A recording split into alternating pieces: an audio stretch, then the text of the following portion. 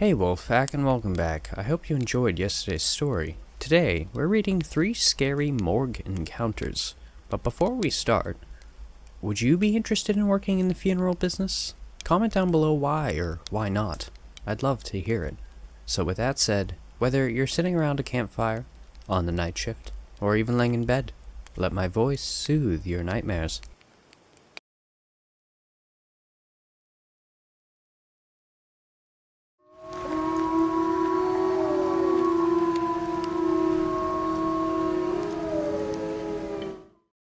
The ad itself made me shiver, but at the same time, it was appealing. It said, earn $120 per night as a night guard in the morgue. Apply now. I'd been jobless for a while and had to afford to pay my rent and late bills, and with this kind of pay, I'd be able to live like a king. So, I applied hesitantly, half hoping I wouldn't get a response from the company. Not even 2 hours later, I got an email from the employer.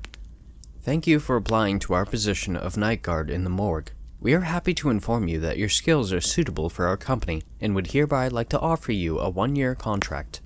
If you agree to the terms below, please leave your signature via the online signature website listed below by 10 p.m. tonight. You will receive a payment of $600 weekly on the provided bank account. Tonight? I thought it was a little too soon, but I didn't complain. I didn't know what to expect or who I'd meet there, so I put on my shirt and jeans and went to the address a little early. I was there at 9:40 p.m. and a middle-aged man who seemed to be a morgue worker greeted me. "Hi, Ethan, right? I'm George." He shook my hand with a smile. "I know you were probably sent here on short notice, but the security company whose services we employ was in need of a new guard for tonight's shift right away. So, I'm outsourced from a security company to your morgue?" I asked. "That's right.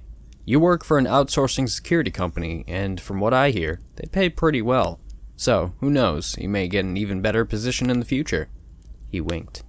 "Right. So, about the duties here," I started. "Oh, that. No big deal. Just make sure no one breaks in." He leaned in and said, "Or out." We stared at each other for a moment. But then he chuckled and said, "I'm just kidding. Well, listen, my shift is over, so I'll be going now. Just sit tight in the office and relax until 6 o'clock in the morning. That's when the first shift arrives here." And with that, he left. I sat down by the desk in the office. I thought this probably isn't going to be so bad. There was a paper in front of me, and after observing it, I realized it was a list of rules addressed to me. It said, "To the new guard, welcome to the company. Below is the list of rules for your job. 1. The first thing you should do is conduct a full sweep of the area to make sure nothing is out of the ordinary, including the crypt.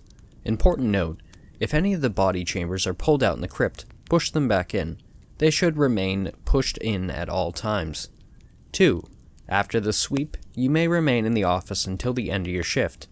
There were more rules listed below. But I decided to first check the place out. It was fairly small, with one big room that had medical supplies in it, the crypt, and a bathroom. I first decided to get the worst out of the way, the crypt. I left the office and opened the sturdy crypt door, immediately getting hit by a wave of cold air. Inside were 2 body carts in the middle of the room, and cold chambers on the walls. All of them were closed, so I hastily left the room. On my way back from the bathroom, I saw a man in a lab coat standing in the medical room. He was fiddling with some of the tools next to a body bag. "Jesus, you scared the hell out of me," I said. He shot me a bemused glance and working. "I thought everyone left already. My name's Ethan. I'm the new guard," I said, but again, he simply ignored me. I waved my hand in dismissal and returned to the office. I was about to continue reading the rules when there was a sudden creaking sound reverberating throughout the building. It was faint, but it sounded like the pipes. It intermittently lasted for a few seconds and paused just as long. I ignored it and slacked some more, checking out my phone. But the longer the creaking lasted, though, the more I got unnerved, because they sounded less like pipes and more like moans. I got out to ask the employee about that, but he had already gone home by then. I couldn't tell where exactly the sound was coming from, but it sounded like the crypt, so I went there. As soon as I opened the door, the whole building went silent. I held my breath as I observed the room, and then realized that one of the body drawers was pulled out slightly. I pushed it back in and bolted back to the office. The creaking was completely gone by then. I continued reading. 3. You may sleep in the office, but it is inadvisable. Just then, the loudest sound just about made me jump out of my skin. "Please! Someone let me out!"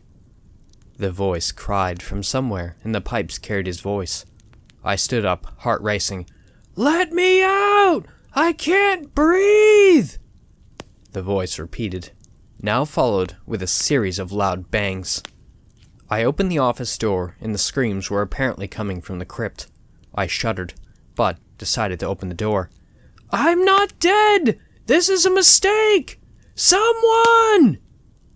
The voice got louder as soon as I opened the sturdy door. "Where are you?" I frantically looked around. While the man continued screaming bloody murder and banging, I approached the source of the sound and leaned in to listen and make sure that this was the right chamber. "I'm not dead! Let me out! Please!" The voice and the banging suddenly stopped when I abruptly pulled out the drawer and was met with a cold, dead body of a middle-aged man. I stood there, staring at the corpse, my mind unable to comprehend what had just happened. I heard it so clearly, felt the banging as I heard the drawer handle, and then it was as if someone just shut it off abruptly. Was my mind playing tricks on me? I pushed the drawer back in and bolted out of there, shutting the office door and thinking that applying here may have been a bad idea. I felt like I was on needles, but convinced myself after a while that it was all in my head. I continued reading the rules. 4. You may play music to kill the silence, so long as it doesn't drown out any outside noises. 5. If you hear incoherent sounds coming from the crypt, you can ignore them. 6. If those sounds turn into panic screams, do the following. 1. If the screams are female, ignore them until they stop. Do not enter the crypt during this time under any circumstances. 2. If the screams are male, locate the source of the screams and pull out the body drawer. This should stop the screaming. The page ended there. I placed the paper down and leaned back in the chair. It was 1 a.m. I started feeling a bit sleepy, and after a while, my eyes started to shut. Just as I started drifting into dream, I felt a firm grip from behind on my shoulder. I instantly shot up, knocking the chair down in the process. No one was there. I no longer felt sleepy at that time. Everything was quiet for a while, and I went to the bathroom once more. When I returned, it was 4 a.m., and I was pretty much ready to end the shift here. I started thinking how it wasn't so bad for $120, until I flipped the paper with the rules and realized there was something else written on the back. 7. All the staff will be out of the building by 10 p.m., so if you see a man in a lab coat during your shift, do not, under any circumstances, try to talk to him. I reread the rule 5 times over, but the text remained the same. There was a gentle knock on the office door. I looked up, and through the glass, I saw the man in the lab coat grinning at me. It's 4:30 now, and he keeps knocking. Hi, I'm Jared Lynch, janitor at Augusta Hospital. I found this note while cleaning the morgue. I thought I might post it on the internet. To whomever may find and read this note, please reach out to my wife, Gladys Williams, or any of my children, Edward, Nikki, or William Koch. One of the nurses has been kind enough to give me some paper and a pencil, but I must still be discreet. Doctors are anal about objects entering my room. I'm writing this with my left hand since my right arm is no use anymore. It is difficult, but it's either writing it down or losing my mind. Ambrose is dead, and I'm afraid I will soon follow. As you know, Ambrose and I never plan our yearly camping trip beforehand. We pack our stuff, I pick him up, and we drive until we run out of gas. This year, we went northwest and ended up 2 miles outside of a place called Hellmouth, where we set up our tent near a lake. The Hellmouth people are kind, though not used to strangers. We got our supplies at a local market where the cashiers are nice and the beers are cheap. The first night, we made our dinner on the little camping stove and told stories until the beers were finished. We spent the week fishing, hiking, and playing cards. The last day, we decided to spend an evening at a local pub, the Big Pole. Again, beer was cheap and the barkeep quite friendly. Alcohol seemed to loosen up the villagers. As the evening went on, the locals started telling us tall stories about the town. Some told us Hellmouth was named after the pagan god Hel, other that it was derived from the mouth of hell. Of course, these stories were more funny than true. I don't think anyone finished a story while containing their laughter, or changing the plot halfway into something even more ludicrous, except the last one. A teenager, student of Scandinavian culture, he claimed, said the town was named after Helmut, a Viking war leader and victim of an angel's kiss. He said archaeologists found a stone slab with runic inscriptions which tell the story of Helmut, which might have taken place in Hellmouth. Legend has it that the town is a very early Viking settlement dating back to Leif Erikson. Helmut was appointed as chief of the village, but he died a few months later. One day, he stopped talking and never started again. His limbs slowly turned black. He went mad. In the end, he killed himself by smashing his head with a rock over and over again. Scholars aren't sure about the translation of the runic script. Although old, the script is rather clear, except where it describes what made Helmut sick.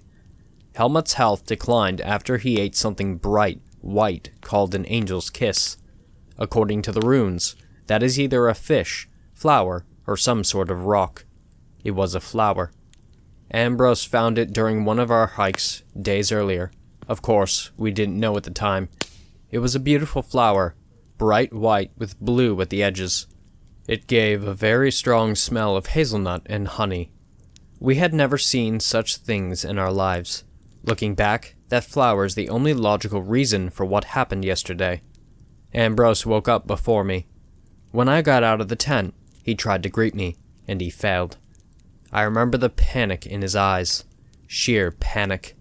He couldn't speak. His throat had turned black, up to the root of his tongue. I was becoming aware of a prickling in my throat. I cleared my throat and spat. My saliva was thick and dark red.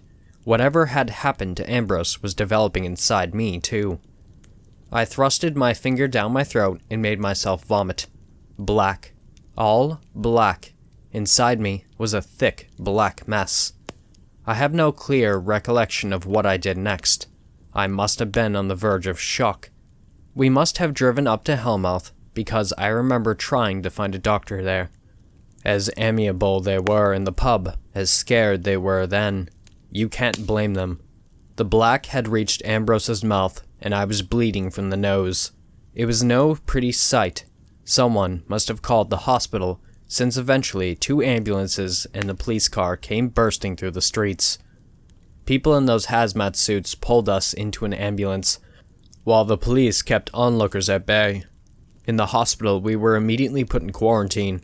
Doctors came in and drew blood. A lot. I felt fainting a long time after. Communication with Ambrose was hopeless. He just stared up at the ceiling. Last night, Ambrose rammed his head against the metal bed frame. He bled to death. A Viking's death, apparently. The hazmats came to clean him up. An hour ago, one of the hazmat doctors came to me. I have a fungus inside me. Probably got in via the nasal airway, she said, but flourished when it came in contact with stomach acid. They don't know what kind of fungus they are looking for. All they know is that it's black and fuzzy. I asked if it eventually affects the brain. She said they don't know yet, but I have a dead friend and a dead Viking who support my claim. Shortly after her visit, I lost feeling in my right hand. Black is coming from under my nail beds. I catch myself drifting away, not thinking straight. I'll see you soon, Ambrose, and Helmut. In Valhalla, maybe? I'm tired. Death comes. It smells of honey and hazelnuts, and the smell was all it took. Anthony Hugh Koch. For context, every cruise ship contains a morgue. Legally, we have to have them. People die all the time on board, unfortunately. From children to elderly people. It can get rocky sometimes, especially in the late summer. We sail from the Bahamas all the way to Europe, and, oh boy, is it expensive. The money we get at the end is worth all the trouble, though. It's worth putting up the screaming children and all the mothers who think they deserve free things. I think I've said enough for you to get the idea of where I work. We've been having more deaths on the ship I currently work on, in strange ways, too.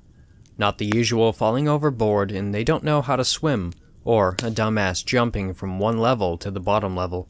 Yes, that happens.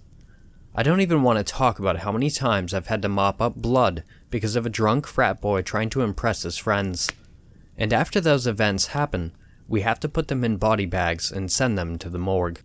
The deaths we've been having lately, I have no idea how to describe them. We have housekeepers like any other ship. Sometimes I'll open the door and there's just pools of blood, but no body. Blood splattered across the wall, bed sheets torn up, looked like a goddamn murder scene. A murder could have happened in there, who knows? Just like any other job though, we all gossip. Bartenders, servers, DJs, literally everyone knows everything, except for me, I guess. Until now. I had been doing some sweeping on the lower level during the dead of night. Almost no one is out at this time, other than the super smashed passengers or employees. I hear some low whispering coming from around the corner near the bar, from, let's call her Jennifer. Jennifer and Dominic. I say whispering, but it's more like they're trying to whisper, but they're such fucking loudmouths. Anyone could hear them, to be honest. They start gossiping about the recent deaths in the few cabins that we have now been closed off to the public. No bodies in the room, only because they were quickly whisked off to the morgue, with somehow no one noticing. For those of you who don't know, the morgue fits very few people, probably 10 at the very most if you squeeze them against each other, a really tight fit. My curiosity got the very best of me, and oh god, I wish it hadn't. Swiftly and quietly, I had made my way down to the morgue. Our ship wasn't exactly known for being secure. I didn't even need a key to open the door to the room. The smell of formaldehyde automatically hit me. It was like nothing I've ever smelled before. With a room that stores corpses, I guess I should have expected nothing less. As if this was a fucking horror movie, the lights didn't turn on. Great. Thanks to modern technology, I whip out my phone and turn on its flashlight. Big mistake. I shouldn't have even gone down there in the first place, but I'm an idiot, in case you can't tell. The metal door had slammed behind me. Double great. Once I turned on, my jaw dropped. I swear my vision went blurry too. All the body bags were open, with not a single body in them. They were actually clawed open, just like the bed sheets. That wasn't the only problem, though. I moved my phone around, only to be greeted with, not unlike the cabins, there was blood all across the wall. Every single wall was covered with splattered blood, handprints, the goddamn works. But, oh no, that wasn't the worst of it. I pointed my phone to the floor to be confronted with footprints. Bloody footprints. It was like someone was pacing back and forth. But then, I realized that they were all different sizes. There were multiple bodies missing, and that's when I decided to get the fuck out. Looking back on it, I should have done it as soon as I saw the empty body bags. After shoving open that heavy-ass metal door, I darted to my personal cabin. I could barely see through my tears as I jumped into my small bed. I couldn't breathe, and I still can't. Not whenever I think about it. I don't think those images will ever get out of my brain, and I've barely slept. No one seems to even notice what happened that night. Nobody seems to care if they did know. I can't tell anyone. They'll think I'm absolutely crazy, and I'll probably get fired if the captain found out I went down there. At this point, I don't think I care if I'm fired. I'm here for 3 more weeks until I get back home. Help me. Thanks for listening, Wolfpack. If you want to submit your own story, the links for my email and subreddit will be down below. I've also created a Discord, so if you want to join that, the link will be in the description down below as well. Don't forget to like, share, and subscribe. And with that said, have beautiful nightmares, and I will see you next time.